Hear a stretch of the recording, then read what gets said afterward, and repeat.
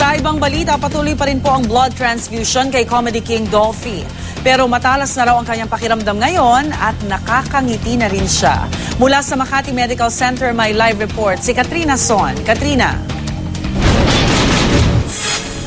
Rhea, sa ngayon nga ay mahigit 2 linggo na nasa ICU ng Makati Medical Center ang Comedy King na si Dolphy. At sa ngayon nga raw ay mas nagre-respond na siya sa mga medication na ibinibigay sa kanya. Nananatili mang kritikal ang lagay ni Dolphy. Stable daw siyang maituturing sa ngayon.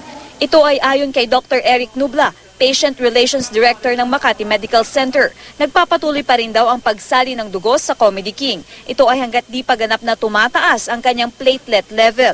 Ibinahagi din ng pamunuan ng Makati Medical Center na bagamat critical pa rin ang kondisyon ng Comedy King na si Dolphy, naging mas matalas na raw ang pakiramdam nito.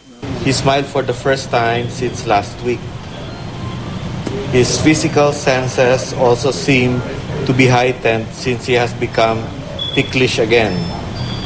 Consequently, he can also feel pain now, and it shows from his facial expressions and movements from time to time. Pag nakakaramdam ka, that's a good sign. Ibig sabihin na yung senses mo, yung function ng body is improving kesa nung araw na hindi siya responsive.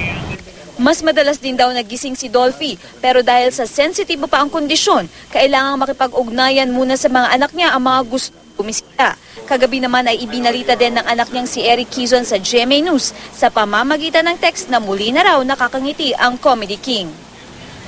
At yan na muna ang latest update mula dito sa Makati. Rhea? Maraming salamat, Katrina Son.